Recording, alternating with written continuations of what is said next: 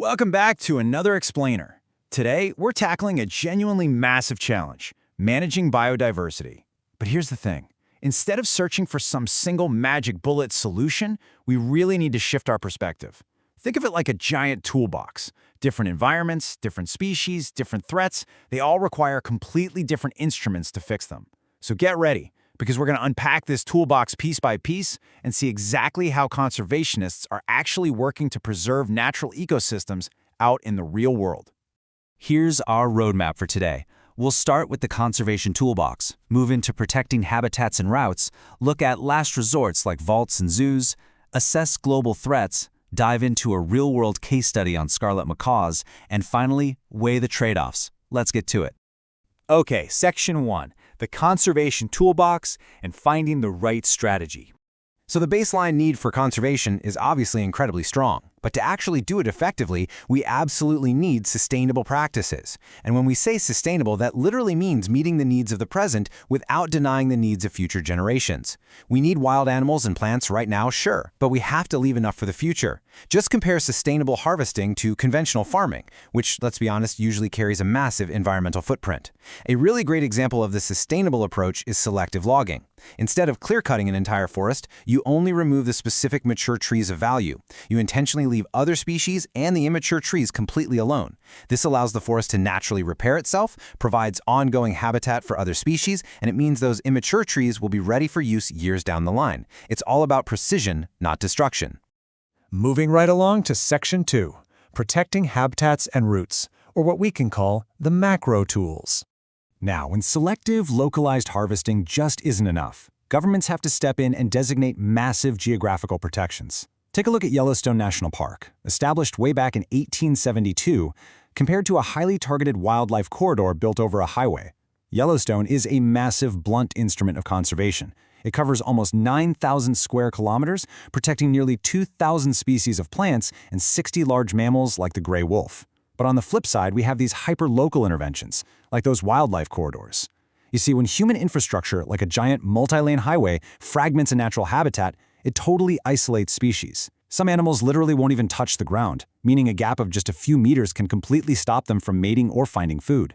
So, these special crossing bridges link those fragmented reserves back together. It's massive scale versus absolute surgical precision. And these macro tools? They've become incredibly popular worldwide. 113,000. That is the approximate number of national parks currently designated across the globe. To put that into perspective, together they cover roughly 6% of the Earth's land surface. That's about 149 million square kilometers. That is a massive chunk of our planet officially set aside to protect wildlife and ecological reserves. Section 3, last resorts, vaults, and zoos. Okay, so what happens when a natural habitat is just completely destroyed? When floods, fires, climate change, or over-harvesting wipe out an ecosystem entirely. Well, for plants, we turn to seed banks. And you can't just toss some seeds in a kitchen drawer. It is a remarkably strict, methodical process.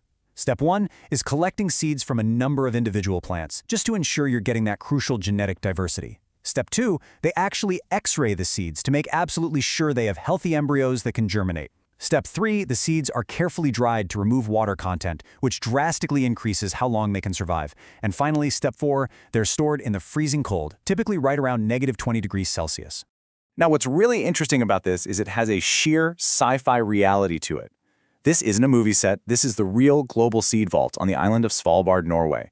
It is literally dug deep into a mountain, way up inside the Arctic Circle at 78 degrees north. Because seeds take up way less space than living plants, they're dormant and they need minimal care. If a plant species is entirely wiped out in the wild, vaults exactly like this one are our ultimate final insurance policy. For animals, the last resort tool is the zoom and captive breeding programs. Take the critically endangered Sumatran rhino, for example. In 2023, 2 of these incredible creatures were actually born in a sanctuary in Indonesia. Zoos play a totally critical role here, but it's highly scientific. Because captive populations are so small, inbreeding is a massive risk. It could completely reduce their adaptability if they're ever released back into the wild. So to fight this, zoos use global databases, called stud books, to meticulously track breeding history. They prevent animals from breeding repeatedly with the same partner, they physically swap individuals between zoos globally, and they even use in vitro fertilization. Hey, do you like this content? Did you learn something new today? Then don't forget to make a donation so we can continue creating more content like this. In the description, you'll find a link to make your donation. Thank you. Which brings us to Section 4, assessing global threats and measuring the crisis. Now you might be wondering, how do conservationists actually know exactly where to deploy these tools? How do we know which species need a wildlife corridor and which need an intense captive breeding program? Well, the ultimate guide for this is the IUCN Red List. Operated by the International Union for the Conservation of Nature, this globally recognized system categorizes species into strict threat levels. It ranges all the way from least concern, like the narwhal, up through vulnerable, endangered, and critically endangered. This classification system is absolutely crucial because it allows global funding and conservation efforts to be targeted precisely where they are needed most. Because here's the harsh truth. If we don't deploy these tools in time, the categories reach their devastating conclusion: extinct in the wild, and finally, just extinct. This Tasmanian tiger, photographed in captivity around 1930, really grounds us in that devastating reality. The species is believed to have gone entirely extinct shortly after in the early 20th century. So the crucial takeaway here is that extinction is permanent. When the tools fail or we just don't use them, we lose a unique piece of our planet's biodiversity forever. There's no coming back. And honestly, the current data paints a pretty alarming picture across the globe. Distilling the numbers from the IUCN, we can clearly see the percentages of major groups currently sitting in those threatened categories. Amphibians are facing a staggering crisis. Nearly 30% of their species are threatened, including a massive 7% classified as critically endangered. Mammals follow at over 20% threatened, birds at roughly 12%, and reptiles sit around 7%. The threat is broad, and unfortunately, it's only accelerating. All right, let's look at Section 5, a real-world case study on scarlet macaws. So, what does it actually look like when we take all this data, pick up our tools, and actually fight back?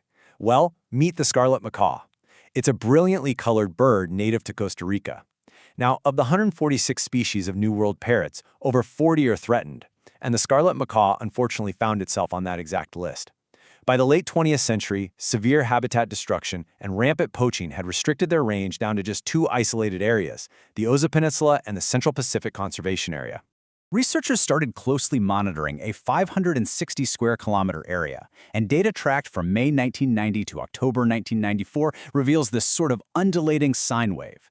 Now, the peaks and troughs happen naturally because the birds are most visible during their daily flights between roosting and feeding sites, so those counts naturally fluctuate with the seasons. But I want you to look at the overall trend line over those 4 years, from peaks of 230 down to peaks of barely 195. It was a steady, undeniably alarming decline before direct human management finally stepped in. So a workshop was held in 1994, and an incredibly aggressive, multi-pronged intervention strategy was developed by an association for parrot protection known as LAPA. And they didn't just study the birds, they went right after the root causes. They constructed nest boxes, protected natural nests, and worked hand in hand with local ranchers and park workers. Crucially, they aggressively targeted the illegal trade. They literally raided poachers' homes, confiscated stolen chicks, wrote articles publicly criticizing named poachers, and focused heavily on community education to totally change the local culture around these birds. And this brilliantly illustrates what happens next.